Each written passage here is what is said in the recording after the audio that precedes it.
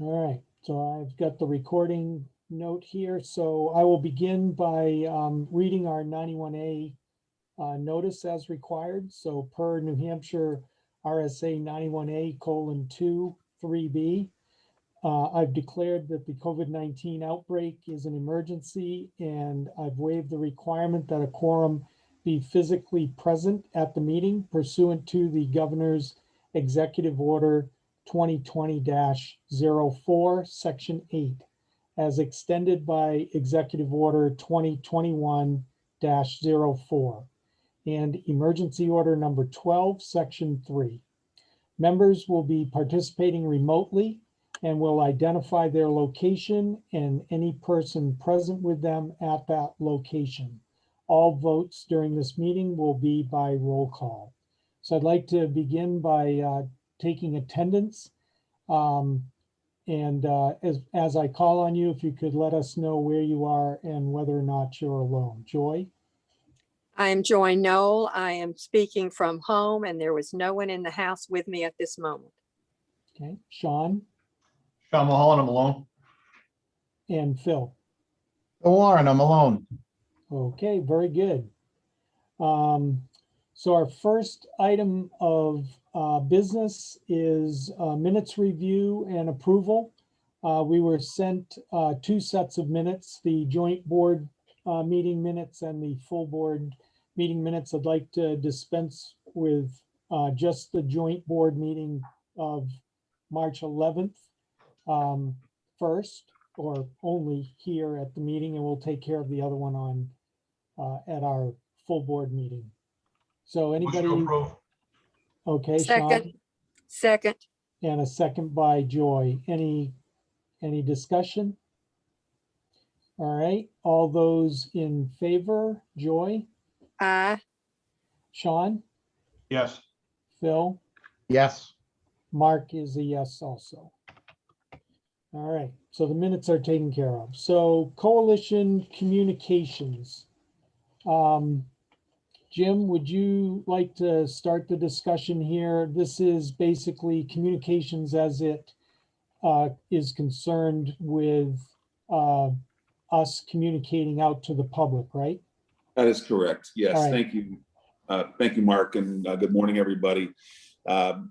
This conversation comes in the wake of last week's court decision and media inquiry that we fielded from the Valley News, which we did not reply to after some consideration, noting, I think, that it would probably be prudent for us to have a process in place to intake on those requests, to develop a response, and then reply in a timely fashion. So in the absence of that protocol, I think we decided at that time to not reply. I will say it was a brief story.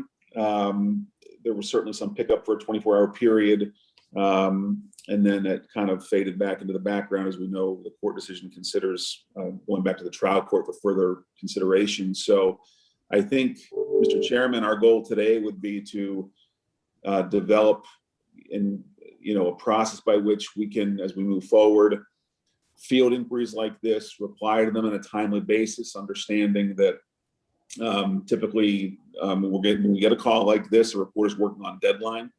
So if we get an inquiry at 1 p.m. on a Wednesday, it's more than likely that they'll need to hear from us by 5 p.m. or so to ensure that we're part of that story, if we choose to be.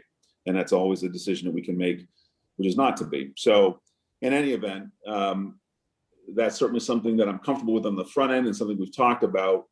I think the goal here for the board would be to consider what process would be most appropriate to develop a statement and get it out to make sure that everyone has seen and approved of what statements being made on behalf of the coalition.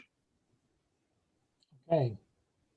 Thoughts about a process that we as a board would be comfortable with following? Because a few hours is a relatively short time, and having to get a statement out, how do you vet the statement? Do we want the statement to be vetted every time? Are there parameters that we see, situations that we see that might be unique or require more participation by this board, or how do you want to handle it? Well, as I understand it, we are really totally focused on the SWEPT money and the recreation of donor towns that we are opposed to. So I don't think we should get sucked into other topics. This is the focus that this whole group agreed to. And so if we go off in some other direction, we would have to go to them. And obviously, since we are limited in time for response, I think we should only respond to those that are pertinent to our focus. Okay, Mark, I just have a couple of comments. yeah, Sean. So to me, we hired an advocacy firm to advocate on our behalf. Whether they do it in front of the legislature, they do it with the media, that's their job to do, in my view. I think we've given and Joy just hit it on the head again, that we are narrowly focused on this one issue.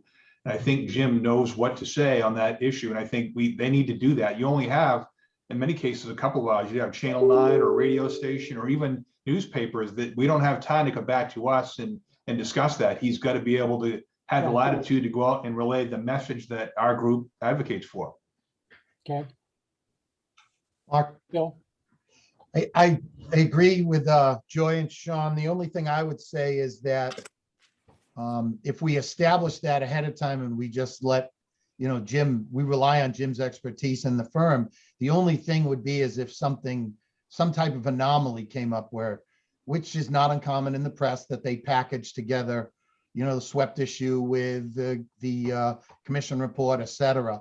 And I think if it's easy enough or if it's clean enough for Jim to separate it out, that's fine. But other than that, I don't think, back to Joy's point, we should get dragged into other issues. It should be, this group's focused on SWEPT. And if you want to change or alter that mission, that's a full board issue. Okay, Jim, is that sufficient guidance for you to deal with it? Yeah, thank you, Mark. I certainly on the focus, I agree with everybody here that we certainly understand the mission of the coalition. And so, in my view, the tighter our message focus, the more effective we'll be. We're not a broad purpose coalition. We have a fairly narrow focus and is our understanding from you. And that's pretty clear. So I'm certainly very comfortable with, I think, and it's a good reminder because as we become more public here, there's certainly a chance that reporters may come to us for other comments on education related issues that are secondary. And my recommendation would not be to dilute your message. So I'm certainly comfortable with the focus on the donor town concept and the SWEPT funding. Regarding the approval process, and I appreciate Sean's focus on the logistics of it, because there will be points in time where that, as I mentioned, that inquiry comes in quickly. And so, while I'm comfortable fencing with the press and I do it regularly and drafting statements and talking to reporters, I do feel, and it may be hard to get the board's entire sign off, the joint board's entire sign off, but, it may be worth, before I purport to say anything publicly on behalf of the coalition, we at least do a check-in with some member designated by the board to just make sure that we're aligned here. That can be done quickly and succinctly, and I can do the drafting work and the fencing work. And Mark and I were actually able to talk to one another fairly quickly when this all emerged the other day before we decided it would be appropriate to have this discussion today. So I want to be mindful of your process, what your constituents expect, and follow that as closely as possible while serving the imperative of providing timely commentary to the media when necessary and appropriate. Okay, Paul? Morning, everyone. I just wanted to comment in terms of, our overall scope and task 1, task 2 elements. And I think this falls firmly under the task 2 element, where I would advocate that we have a communications plan or a strategic plan. that would outline all these nuances and shades of gray as to, how we respond in a timely fashion. I appreciate very much what Joyce said, that we need to stay focused on what our true missions are. But the world isn't all that black and white. There's a lot of shades of gray in between. And having a communication plan that speaks to events that are foreseeable, or even events that aren't foreseeable, such that we have a message available, because the press is going to continue to call, right? Whether it's part of the message or not. So we should use that opportunity to speak to our message and reiterate it, even if it's off topic of what they're asking for. Only in terms of, we're a group, we're here, we're monitoring it. Although this is outside our scope, we still hope that the state of New Hampshire provides for an adequate funding of education that is equitable to both students and taxpayers, and without having donor and receiver towns. That way, your face is out there, your message is out there. It's a continuity of message, and even though it might be off track a bit, a strategy would speak to, don't speak to that issue, but bring it back to our issues. So that's why I strongly advocate the board invoke that tier 2 portion that specifically addresses the communication plan, so we're prepared for circumstances like this. I think that's really a good idea, to always just, if no matter what they ask us, we answer the same thing over and over and over again. I mean, that's what politicians do. They always tell you what they want you to hear, not what you want to ask. So I'm fine with that. I'm just not As sure, long what is the difference between that and what he would normally do anyway, in terms of how he's advocating for us? His job, we're all familiar with how this works in the legislature. His job is to advocate for us. It's the same message, whether it be sitting in front of a Senate committee or a House committee, that it would be in front of a reporter. We always try to get them to focus on our objective, our point. I don't understand the difference between the two. Well, it's where it falls in the tasks, I think, is what Paul's saying, as far as whether it's a tier 1 task specifically, right, Paul? That's what you were. To address Sean specifically, you're correct, and the message is the message. But I feel a communication strategy developed under tier 2 is more proactive. We're anticipating opportunities to get our message out there, and here are the opportunities to do so. And when they present themselves, here's the message, versus always reacting. A Supreme Court decision comes, another legislative bill gets filed, another court case gets created. The governor comes out with a message that's either supportive or against us. We're not always saying, "Oh, wait a minute, let's go back together and talk about it," because it's going to happen. It's going to happen, and yeah, we can't predict everything, but I think we need an effort to make sure that we predict as much as we can.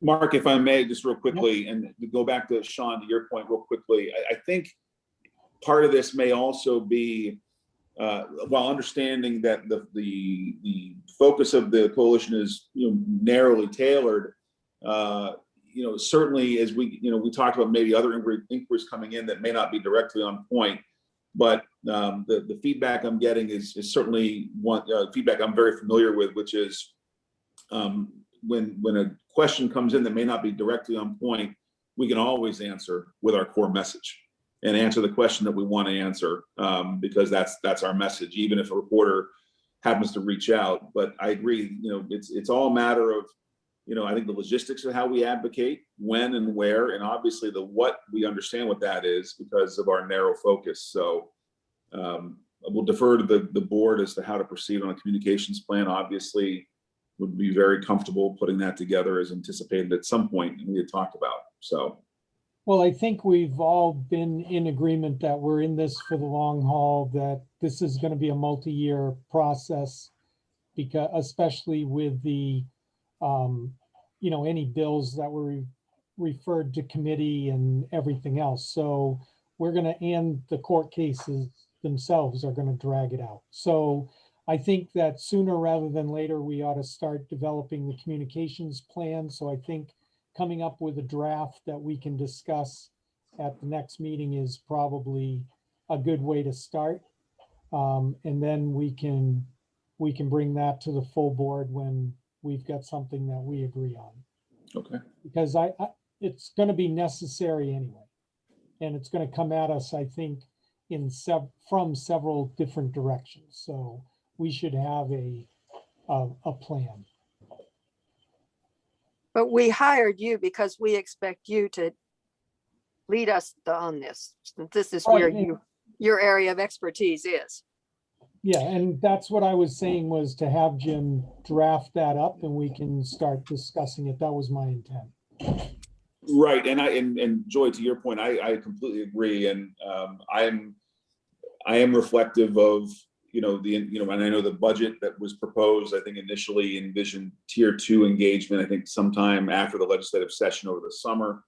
And so, I want to be responsive to you. I certainly feel, I resonate with what Paul is saying about having a plan in place so we have a structure established so that when these opportunities come up, we can, we'll have a sense among ourselves about what to do and how to do it. So if that's the direction given today, then I will take it and run with it, and we'll have a draft plan for you by the next joint board meeting to consider. Thank you. Okay. Phil, you okay with that? I am, Yeah. yes. Excuse me. Sean, you all right with that I approach? have nothing to add. Okay, good. All right. Any other communications related items we need to talk about? Yes, Jane. So if we get contacted directly, should we just funnel everything to you directly, Jim? And should we copy Mark as chair, if the press calls, just so the chair's aware? Or how do you want to do the filtering to you? Thank you, Jane. That would be my recommendation. And, we certainly at the conclusion of this meeting today, as an interim step, we can certainly message the full board to encourage that reaction, that the immediate inquiry comes in, that it's just, it should not be replied to, just be forwarded to Mark and myself, I think would be appropriate. And then we can determine how to proceed with it. Okay, Sounds good. all right. That'll be our approach. Anything else before we move on? Okay, the next item of business is budget review. I have had an opportunity to talk to Judy Belanger, the finance director in Portsmouth. I've explained to her what our approach is as far as the assessments are concerned, and how generally that will break out. She is talking to her staff about some of the specifics as far as the towns that get a credit, exactly how those will be applied, exactly how the billing system would work through the city, and payments and tracking. In general terms, Judy is fine with doing a reconciliation. She understands what that means now as far as reviewing all of our expenses and reviewing all of the revenues, and then deciding what to do with the money, probably in January of next year. So we are at the point, as far as Judy and I were concerned last week, that we can take that assessment list, provide it to the finance office in Portsmouth, and we can get bills generated and get them out to the communities. And she is ready to coordinate that whenever we are, as a board, set to tell her to do that. And I'm willing, if it's all right with the board, to continue to coordinate directly with her. And then report back to you guys as a board and to the full board when we have our meetings, if that's all right. It's fine with me. Okay. Thoughts, any other thoughts, anything that I did not mention that you had a question on? Have we had any change in the number of towns involved? We have, the last note that you sent me, Jane, was that Sandwich had sent you a check, right, as an associate member, so that was verified. I guess, Paul, I would go to you right now and just ask, have we settled that final list after the full board meeting where it was decided we were going to follow exactly what it says in the MOU? Okay. And Jane, have we received the New Durham paperwork? I don't believe so. I don't believe I have that yet, but let me double check. Okay. And Franconia? Do we have Franconia's paperwork? Because you said that, I thought I saw an email that said that was in process. Right. I will double check. If I can't access it now, I'll report back. Okay, so far we have Center Harbor and Sandwich as the only two associate members. That have expressed that Yep. intent. Right. There's these several with question marks that never Right. really closed that conversation. Okay, Yeah, I've heard nothing from any other towns other than Center Harbor and Sandwich. okay. So, So this is the list as I last knew it with the New Durham Franconia Okay. question marks. does anyone have a problem leaving New Durham and Franconia on here? We could hold their assessment bills, if you will, until we actually get the paperwork back from them.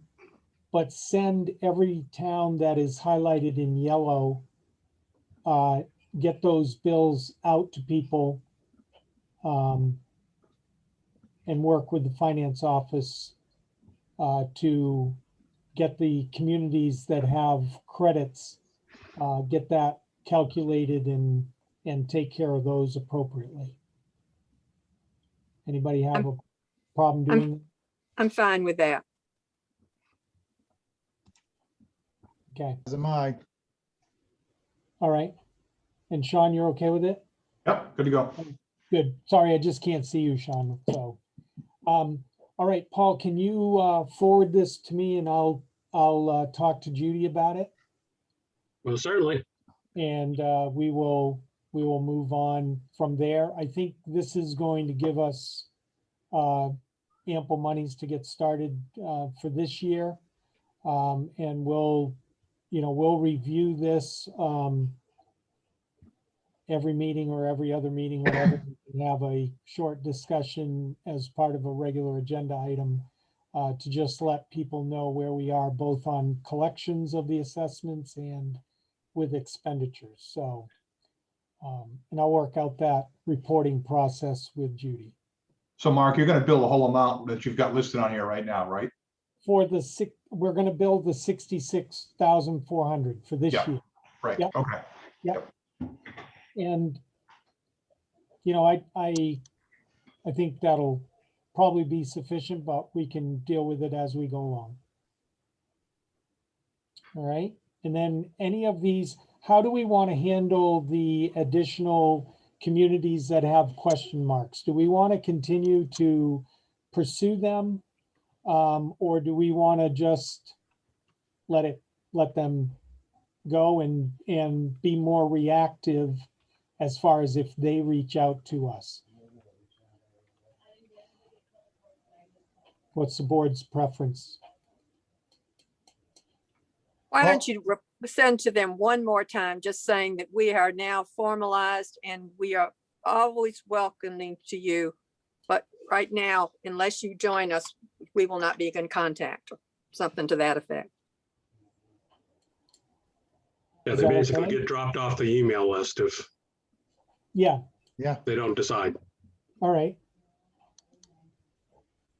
All right, well, I can draft that letter. How are we going to handle that? Am I handling that with Jim, or Jane, you've been very much involved in this process with the reaching out. Should that continue to go through your office till we get a final resolution with them, or do you want me to start doing that with Jim? As an I would, admin? it would be the board's preference. Oh. Whatever the board decides to do, I'll be happy to assist, but if that's what we're hiring Jim to do at this point moving forward, that's fine Okay. too, but I'll certainly reach out to Jim if he needs any help too. Okay, well, if it's all right with everyone, I'll work with Jim on drafting the letter. And do we have letterhead, or how are we gonna do that? Do you want it to go on Waterville Valley letterhead? What? I don't know that that's appropriate, but what do you want to do? Would it be a good idea to just send it out via email? We've been in contact with these people in like 2 or 3 formats.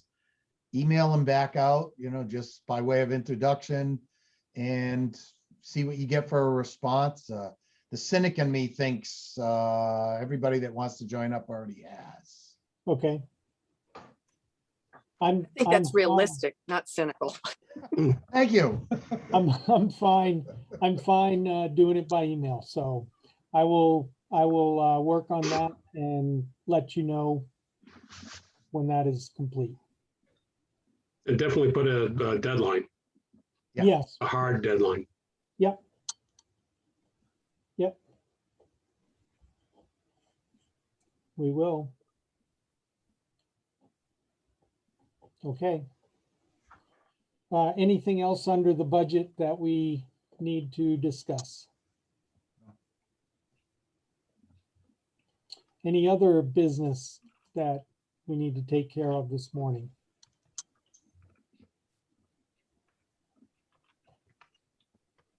Okay, good.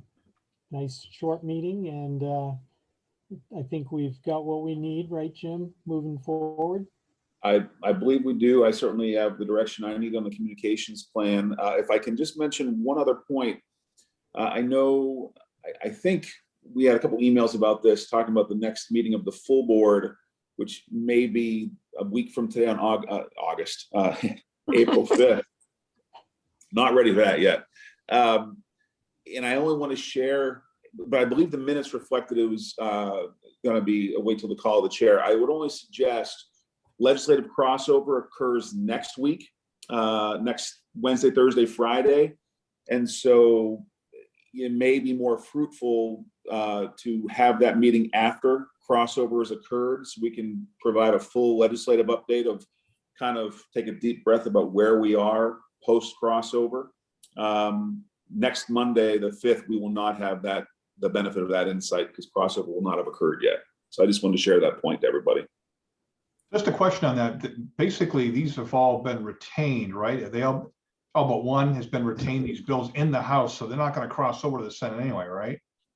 Bills that retain certainly will not, Sean, that's right. And I guess I'm thinking more along the lines of just kind of, for some of the other issues that maybe touch and concern these issues and where things are politically as well. There are going to be a lot of things happening over the next few days, not to mention the budget also. So, but you're correct. Bills that are retained will remain retained and something we'll have to monitor going forward, but they will not be crossing. So Is a lot there- of this will be a dead issue then until the summer, it sounds like, until they start their study committees again. And obviously there'll be some discussion of the state budget about this, I'm sure. I think that's true to some degree. Yes, I agree. I mean, with any budget, you've got to follow the details closely. I do expect, particularly with where the court case is, having gone back to the trial court, there'll continue to be discussion, but the actual substantive bills, many of them are at least on hiatus for the time being. does anyone see any harm to waiting until the 19th so that we have a clearer picture of crossover and the budget issues and those sorts of things? Is there an urgency to have the meeting next week? I don't think so. In fact, I think I don't like, everybody's really busy, and to get people together for really no purpose, a simple email might be all to articulate all of this without having a meeting to say, look, these have all been retained. They're not going to be addressed. If that's the case. These are not going to be addressed until this summer. We'll give you an update then. But having people meet for the sake of meeting, I'm not a big fan of that. What is it Agreed. talking about, you know? I can Jane, do with one less meeting next week. Jane, Or even beyond that. Yeah, I just double checked my records and we have not received anything from New Durham and Franconia. okay.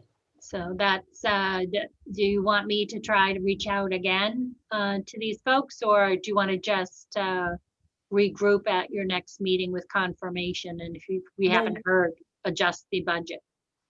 Okay, so that's a few $100s. Paul, would it be a problem to pull them out of the list right now? Add them at the bottom as question marks? And maybe question mark with full member beside it?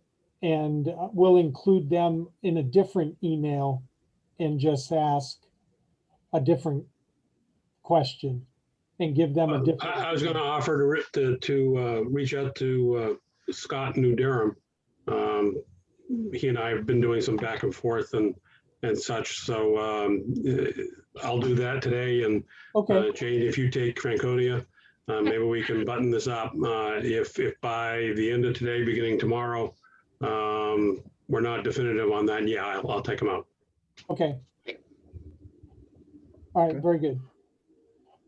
So let's get back to the schedule. No meeting on the 5th. We'll watch crossover. Jim, I think you need to send just a general note to everybody, letting them know, reminding them that if they are contacted as crossover gets near and there may be discussions, whether it's budget related or whatever, about education funding, that it gets pointed back to you. Yep. And then just tell them that we're basically on call for a meeting. And we'll give them as much notice as we can, but we're gonna reassess after crossover. And what about a joint meeting on the, well, if necessary, a joint meeting on the 19th, so you can pencil it in on your calendar.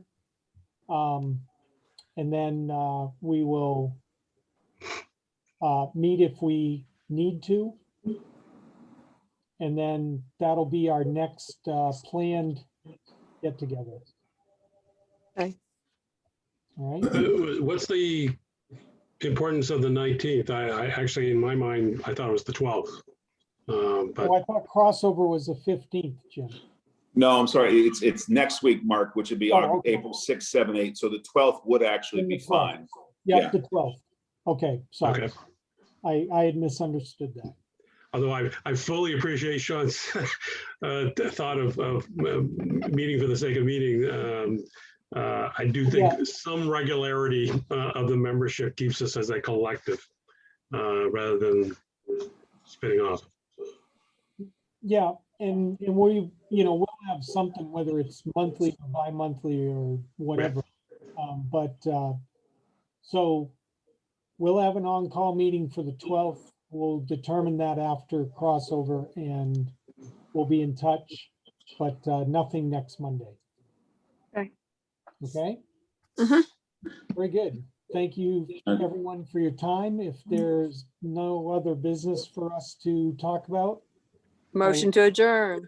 there you go, Joy. Second? Second. Very good, Sean. Great. Thank you very much, everyone. I'm not even going to take a vote. Have a good week. Have a All good day. Thank you all. Bye-bye. Happy Bye. Easter. Happy Bye-bye. Easter to you too.